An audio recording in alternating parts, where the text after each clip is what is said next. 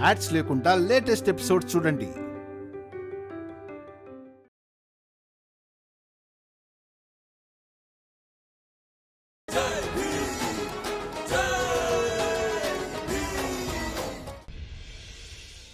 రామ్జీ అన్నా, అంటే అది విషయం కాదా?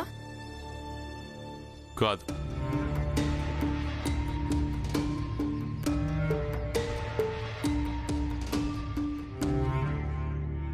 ఈరోజు భీమ్ మళ్ళీ రుజువు చేశాడు. వాడి తెలివి అలాగే వాడి భావాల ముందు అందరూ తలంచుతారని. అందరూ.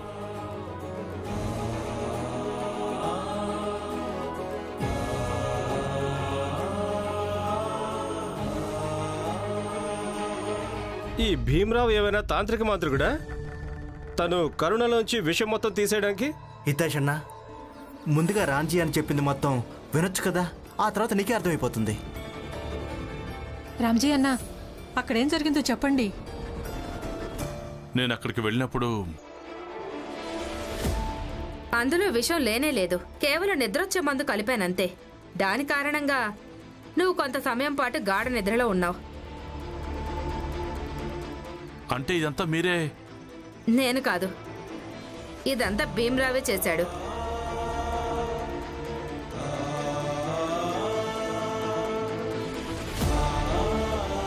నువ్వు పందెంలో గెలిచావు భీమ్, నేను ఓడిపోయాను. అలాగే నేను ఈ ఓటమిని అంగీకరిస్తున్నాను.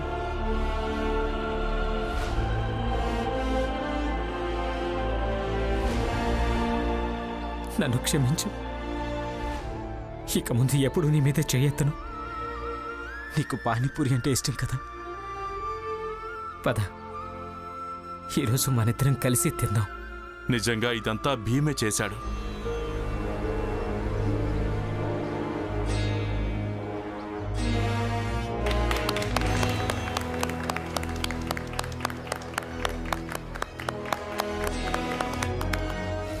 నందు, ఈరోజు చాలా గొప్ప రోజు. ఈరోజు కేవలం భీమరావు గెలవడమే కాదు, నిజానికి బాలకున్న మానసిక తత్వం కూడా ఓడింది. భార్య కంటే భర్త ఎక్కువ అనుకోవడం. అందుకే ఈరోజు మనం ఇంటి మొత్తాన్ని పూలతో అలంకరించుకుందాం, ఆడదాం, పాడదాం, సంతోషంగా గడుపుదాం. నువ్వన్నది నిజమే మనోహర్ అన్న. ఎందుకంటే ఇక్కడున్న మిగతా మగాళ్ళు కూడా ఇది అర్థం చేసుకోవాలి. వాళ్ళు కూడా భీమ్లాగా ఆలోచించడం మంచిదని. మనోహర్ నందు, మీరు చెప్పింది పూర్తిగా నిజమే. ఈ రోజు మన ఇంటిని అలంకరించడం చాలా మంచిది. నందు, మనోహర్, ఈరోజు నేను కూడా మీకు సహాయం చేస్తాను. ఈరోజు నా ఇద్దరు కొడుకులు గెలిచారు. ఇక బాలా విషయంలో నేను చాలా సంతోషంగా ఉన్నాను. పదండి. రండి రామ్జీ అన్న.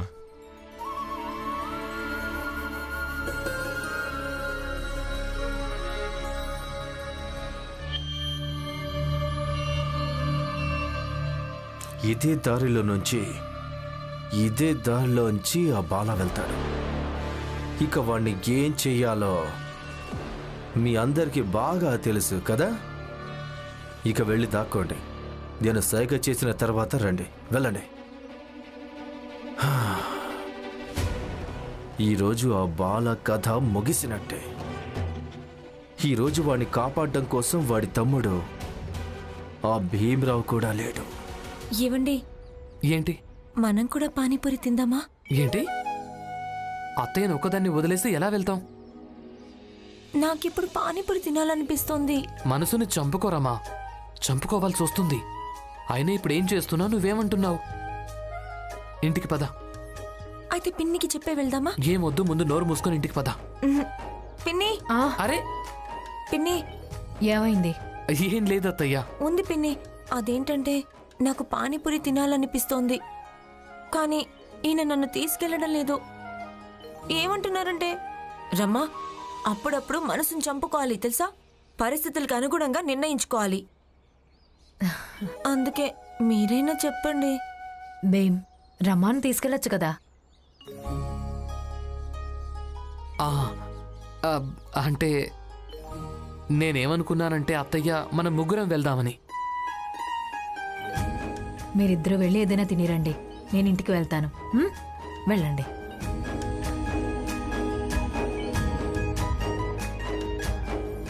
ఇదంతా ఈ అత్తయ్యకు చెప్పాల్సిన అవసరం ఏముంది? అప్పుడప్పుడు నువ్వు చిన్న పిల్లలా ప్రవర్తిస్తుంటావు రమా. మొండిపట్టు పడుతున్నావు. అయితే నేను మీ భార్యను. అప్పుడప్పుడు భర్త ముందు పిల్లలా మారడం, అలాగే కొన్నిసార్లు భర్తను వెక్కిరించడం అది నా హక్కు. పదండి. ప్రతి క్షణం మీరు భీమరావు అంబేద్కర్లా ఉండకండి. అప్పుడప్పుడు ఈ రమకు భర్తలాగా ఉండొచ్చు కదా. పదండి.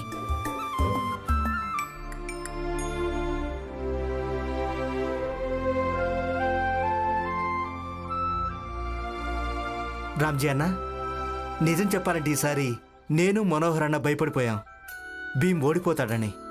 కానీ చూడండి, చివరికి గెలుపు న్యాయాందే అయింది. నందు, భీమ్ ఎన్నో సంవత్సరాల నుంచి డైరీ రాస్తున్నాడు. ఇక ఆ డైరీలోని 3వ పేజీలో వాడేం రాశాడంటే, న్యాయం ఇబ్బందులు పడచ్చు, న్యాయం ఓడిపోతుందని మీకు 1000 సార్లు అనిపించవచ్చు, కానీ న్యాయం ఓడిపోదు, అంతిమ విజయం న్యాయాందే అవుతుందని. నందు, మనోహర్, మీరిద్దరూ ఎలాగో మూర్ఖులే. ఇప్పుడు ఇంకా మూర్ఖులయ్యారు. తండ్రి కొడుకులు పెద్ద పెద్ద మాటలు చెప్తున్నారు. ఇక మీరిద్దరూ పని పాట వదిలేసి మీ డబ్బులు పెట్టి పూలు కొనుక్కొచ్చారు. ఇక ఇప్పుడు ఇంటిని అలంకరించడంలో పడిపోయారు. మీరు ఇలాగే ఒకరోజు పూర్తిగా మునిగిపోతారు. ఈ భీమ్దే ఉంది, డైరీలో రాసుకుంటాడు, నందు బాబాయ్ అలాగే మనోహర్ బాబాయ్ నాకు ఇంకా మా నాన్నకు చెంచాలా ఉంటూ ఉంటూ నాశనం అయిపోయారని.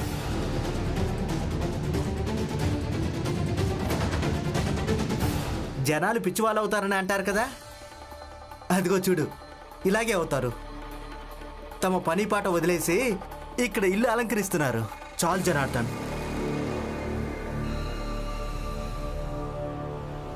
ఎప్పుడు పడితే అప్పుడు నోటుకొచ్చినట్లు వాగుతూనే ఉంటారా మీరు?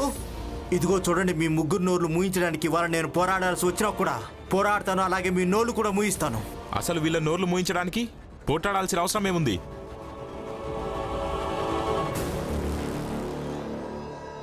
నందు, మనం గెలుపుకి ఎలాంటి వేడుక జరుపుకోవాలంటే ఈ జోకు, హితేష్ ఇంకా జనార్దన్ ఈ ముగ్గురికి ఎంతలా గుచ్చుకోవాలంటే గాయపడి వీళ్ళే స్వయంగా నోరు మూసుకోవాలి. నువ్వు అన్నది నిజమే మనోహర్ అన్న. వీళ్ళు డోలు తీసుకురా. ఈ రోజు నువ్వు డోలు వాయించు, నేను వీళ్ళందరి ముందు ఆడతాను. ఇదే ఇంట్లో వేడుక చేసుకుందాం. వీళ్ళు డోలు తీసుకురా. సరే నందు, నేను డోలు తీసుకొస్తాను.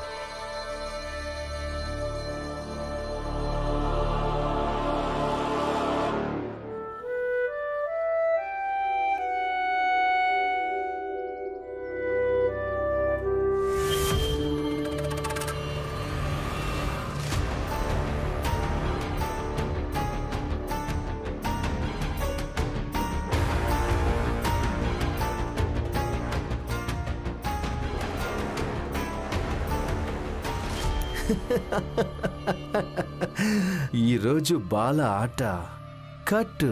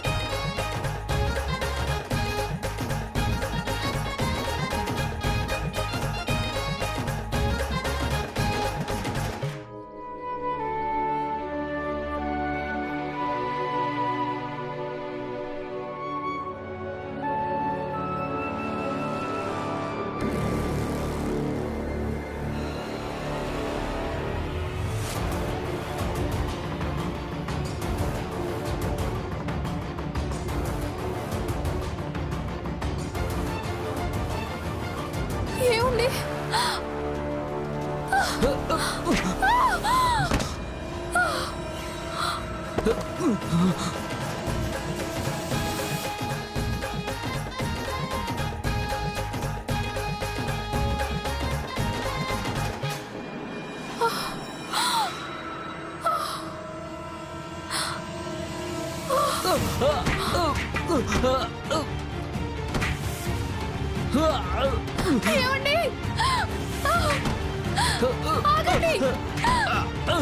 భర్తను కొట్టకండి! ఎవరు మీరు? నా భర్తను కొట్టకండి! ఆగండి! ఏమండి?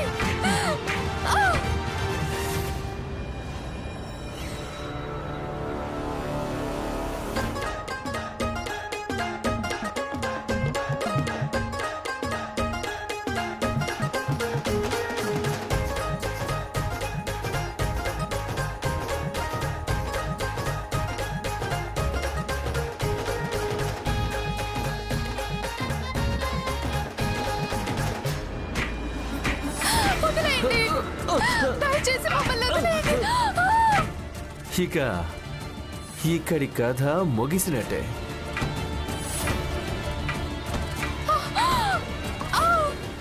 ఇప్పుడు ఈ శుభవార్త భీమ్రావ్ అంబేద్కర్కి చెప్పాలి. పదండి.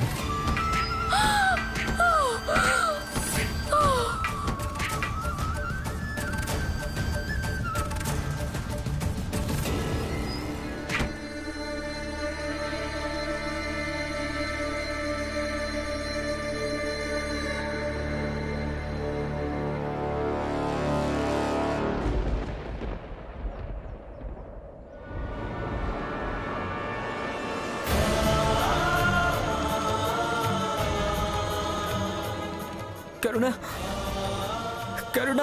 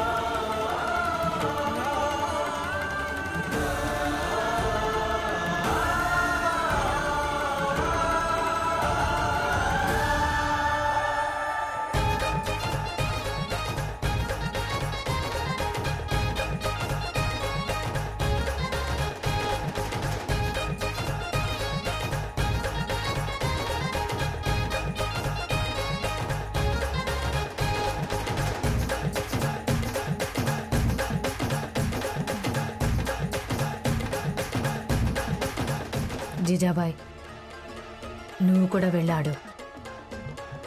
ఇన్నేళ్ల నుంచి ద్వేషం అనే తాడుతో కట్టేయబడున్నావు. కొంచెం ఆడవంటే ద్వేషం అనే తాడు ముళ్ళు కొన్ని తొలగిపోతాయి. నాన్నా, నాన్నా, నాన్నా! ఈ రక్తం ఏంటి భీమ్? ఏమైంది? అది అక్కడ అక్కడ కరుణ వదన.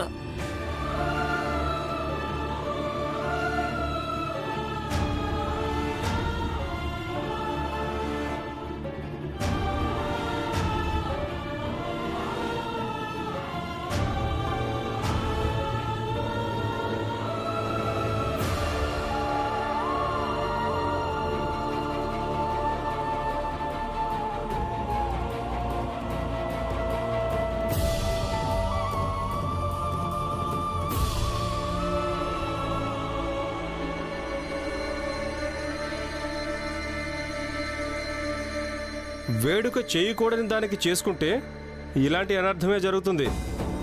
నందు, ఈ పూలు అలంకరించావు కదా, అవి తీసేయి. ఎందుకంటే శ్రద్ధాంజలికి ఇంటిని అలంకరించడానికి అర్థమేముంది? మీరు ఆడండి, ఆడండి ఆడండి, ఇంకా ఆడండి.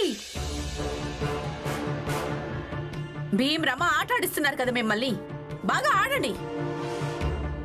అసలు భీమ్ పక్షాన ఉంటే ఎప్పటికీ సంతోషమే దొరకదు. నందు, పూలు కొనుక్కొని తీసుకొస్తే అవి ఒకరి సంతోషానికి ఉపయోగపడవు, ఆ పూలు అమ్ముడవవు కూడా. అందుకే బాగా ఆలోచించుకోండి. జోకు, జనార్దన్, వెళ్ళండి. పూలు అలంకరించారు కదా, అవన్నీ తీసేయండి. వెళ్ళండి, అవేవి అవసరం లేదు.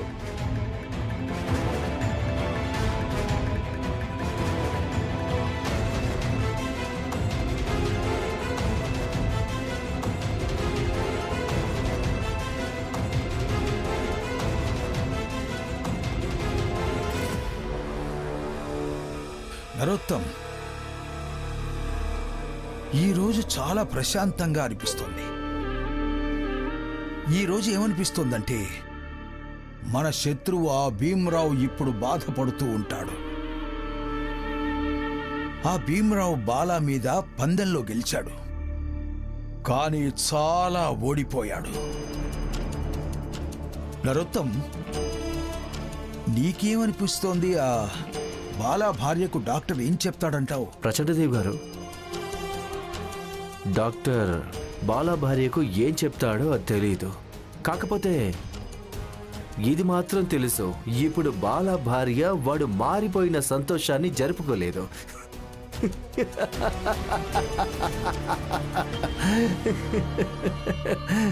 ఇక మిగిలింది బస్తీ సంగతి అంటారా? అక్కడ మన మనుషులు ఎలాగో ఉన్నారు. వాళ్ళు దీని అంతటికీ భీమరావునే దోషిగా రుజువు చేస్తారు. వాళ్ళ రుజువు చేస్తారు ఇదంతా ఆ భీమరావు తప్పే అని. ఆ భీమరావు పందెం వేయకుంటే ఈ పోరాటం పోరాడేవాడు కాదని, అలాగే ఇలాంటి పరిస్థితి వచ్చేది కాదని. నువ్వన్నది నిజమే నరోత్తం. అలాగే చాలా మంచి పని కూడా చేశావు. బాలా భార్య దుర్ఘటన గురించి వార్త నువ్వు తీసుకెళ్లి భీమరావుకు చెప్పావు. ఇప్పుడు ఆ భీమరావుకు ఈ అనుమానం ఏమాత్రం రాదు, ఆ మనుషులు నువ్వు పంపించిన వాళ్లే అని. ప్రస్తుతం మనం బస్తీకి వెళ్దాం. బస్తీకి వెళ్ళి చూద్దాం అసలు కరుణకు ఏం జరిగిందో. మనం ఒకసారి వెళ్ళి కరుణక్కను చూసొద్దామా? కానీ ఎక్కడికి వెళ్దాం? మనకు వదిన ఏ హాస్పిటల్లో ఉందో కూడా తెలీదు.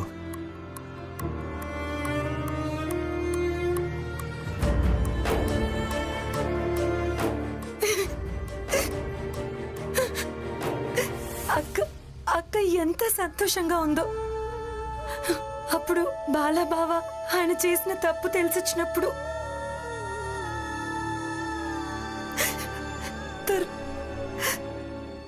తర్వాత వాళ్ళకి ఇలా జరగడం.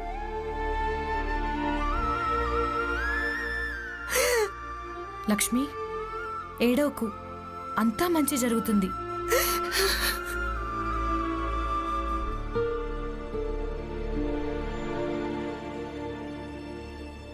అటు చూడు, వాళ్ళంతా వచ్చేసారు.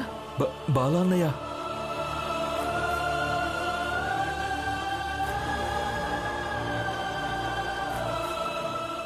అక్క, అసలు అక్కకి ఏమైంది?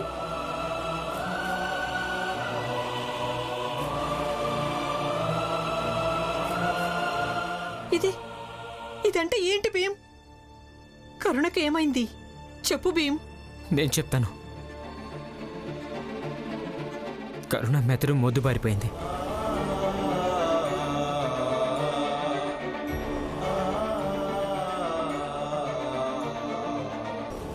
డాక్టర్ ఏమన్నాడంటే శివంలో చలనం తిరిగి రావడానికి ఇంకెంత సమయం పడుతుందో అది చెప్పలేమన్నాడు.